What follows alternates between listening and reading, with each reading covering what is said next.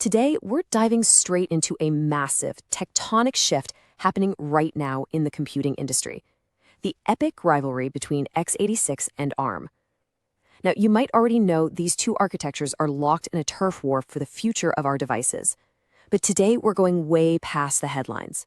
We're going to unpack exactly what is happening down at the microscopic silicon level and show you exactly why the balance of tech power is shifting. Here's our roadmap for today. We're going to cover the language of CPUs, two different tech philosophies, brute force versus high efficiency, the Apple Silicon Revolution, what's under the CPU hood, and finally, the ultimate tech convergence. Let's get right into it. Part 1. The language of CPUs. So, what actually is an architecture? Think of your CPU like a person who only speaks one specific language. The architecture simply defines that foundational dialect for getting the computing job done. It dictates what commands the chip understands, how it processes those commands, and how it talks to the rest of your computer. So when we pit x86 against ARM, we're not just comparing competing brands like Coke and Pepsi. We're literally talking about two totally different languages that these chips use to speak. And this perfectly sets up our starting line. On one side, you've got x86. This goes way back to 1978 with Intel's 8086 chip. Intel built it to power early personal computers, packing it full of complex capabilities, meaning practically every PC chip since then, every Pentium, every Ryzen, is a direct descendant of that exact chip. It's literally a 45-year-old family tree. On the flip side, ARM was born in 1985. A British company called Acorn Computers had this incredibly bold idea. They wanted to build a simpler, leaner chip that sipped power. They called it the Acorn RISC machine, or ARM. At the time, nobody knew this underdog would eventually power billions of devices worldwide. Moving on to part 2, two different tech philosophies. All right, to really get to the core of this rivalry, we've got to decode two acronyms. x86 relies on CISC, which stands for Complex Instruction Set Computing. ARM, on the other hand, uses RISC, which is Reduced Instruction Set Computing. Now, neither approach is fundamentally wrong, right? They're just completely different ways to attack the exact same math problem. Here's the crucial difference. An x86 processor tries to do the heavy lifting all at once. It'll get a single complex instruction that essentially says, load this data, add the numbers together, and store the result. Bam, one big step.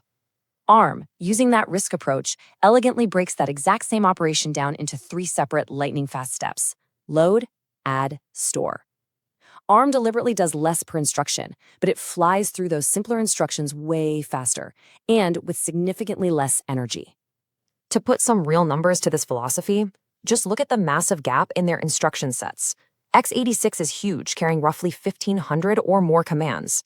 ARM, it strips that way down to maybe 200 or 300 instructions. Now, your first instinct might be, doesn't having more instructions automatically make it better? Well, researchers figured out decades ago that most software only ever uses a tiny fraction of those complex commands. So ARM's philosophy was essentially, why carry around all that dead weight? Strip it down to the bare essentials and make it incredibly lean. Let's move to part 3, brute force versus high efficiency. Notice the staggering difference in power here. Your typical x86 desktop chip is gulping down anywhere from 65 to 250 watts of power. Meanwhile, an ARM chip in your phone is sipping a mere 1 to 15 watts. It's a night and day difference. And remember the golden rule of electronics? Less power equals less heat. No heat means you don't need a noisy cooling fan, which means you can build incredibly thin, lightweight devices that last all day. That high efficiency is exactly why every smartphone on the planet runs on ARM. If you tried cramming an x86 chip onto a small phone battery, it'd drain in an hour and probably burn your hand in the process. But hold on, just because ARM is super efficient definitely doesn't mean x86 is slow. Actually, it's the exact opposite. When it comes to raw, brute force computing, x86 has been the undisputed heavyweight champ for decades. Intel and AMD have spent 45 years optimizing this architecture into an absolute powerhouse. It runs at crazy high clock speeds and easily handles intense multi-threaded work. That's why x86 completely crushes PC gaming, 4K video editing, scientific simulations, and it totally dominates the massive servers running Google, Netflix, and Amazon. It is an incredibly entrenched ecosystem. Meanwhile, ARM quietly took over literally everything else. Just look at this number, 250 billion. That's 250 billion ARM chips shipped globally. It makes ARM the most deployed processor architecture in human history. They are inside every iPhone, Android, Apple Watch, smart TV, your home router. Basically, if it needs a battery or fits in a tiny space, it's running ARM. It became the invisible backbone of modern life. Which brings us to part 4, the Apple Silicon Revolution. For decades, these two stayed in their respective lanes, until late 2020 when Apple dropped a bomb that shook the entire tech world. They announced they were completely ditching Intel and building their own ARM chips for every Mac. People were highly skeptical at first. ARM on a high-end desktop? No way. But when the M1 chip launched, jaws literally dropped. These new ARM-based Macs weren't just competing, they were straight up outperforming Intel machines, all while using a fraction of the power and delivering 15 to 18 hours of battery life. ARM had officially arrived on the desktop. And it definitely didn't stop with consumer laptops. ARM is aggressively pushing into the cloud right now. Amazon Web Services is deploying their own ARM-based Graviton processors in their massive data centers, boasting up to a 40% better price-to-performance ratio compared to x86. Companies like Ampere Computing are making massive waves too. When you're running a global data center, lower power consumption means you are saving millions on electricity bills. The pure economics of ARM are just too good for tech giants to ignore. But before we crown ARM the undisputed winner, we've got to talk about x86's massive trump card: backward compatibility. Because it's the exact same 45-year-old family tree, software written back in the 1980s can still technically run on a brand new Intel chip today. That's a huge anchor keeping people from switching. Now, Apple brilliantly bypassed this gap with Rosetta 2, which is a translation layer that dynamically converts complex x86 apps to run on ARM in real time. But building a native software ecosystem for ARM across the rest of the industry, that's still a very long, tough road. All right, part 5, under the CPU hood. Let's peek under the hardware hood to see why ARM is so freakishly efficient. It really comes down to how they size their instructions. Think of x86 like reading a book where the words vary wildly in length. Some are 1 byte, some are 7. The CPU has to work incredibly hard just to figure out where one command ends and the next begins. ARM, on the other hand, uses uniform, fixed-length instructions. Every single command is exactly 4 bytes long. It's like reading a book where every word is the exact same size. It is incredibly predictable and fast to process.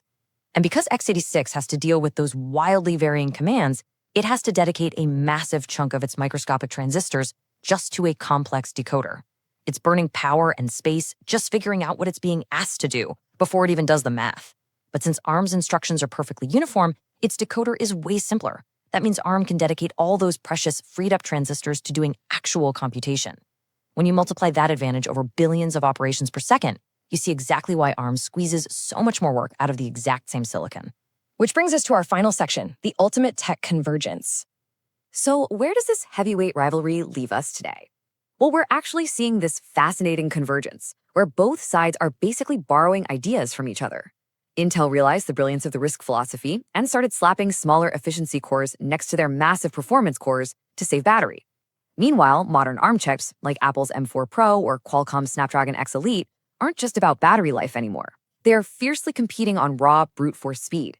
They're both blending ultimate efficiency with massive throughput. Let's look at the final tail of the tape here on our scorecard. Architecture, x86 is CISC, ARM is RISC. Power, x86 runs hot and hungry, ARM sibs it elegantly. Mobile, ARM completely dominates, no contest. Servers and desktops, x86 is still the leader, but ARM is a massive, fast-growing challenger. And key players, you've got Intel and AMD defending the x86 crown, with Apple, Qualcomm, and Ampere aggressively pushing ARM. The big takeaway is that these aren't really enemies. They're two brilliant solutions built for entirely different eras that are now fiercely fighting for the exact same territory. With this competition driving hardware innovation faster than we've seen in decades, it is absolutely a thrilling time to be a tech consumer. Our devices are getting insanely fast, razor-thin, and vastly more efficient. But as this historic rivalry continues to blur the lines between mobile efficiency and desktop power, it leaves us with one provocative question. In 5 years, will the architecture inside your computer even matter to you anymore? Thanks for joining me on this explainer, and keep your eyes on the silicon.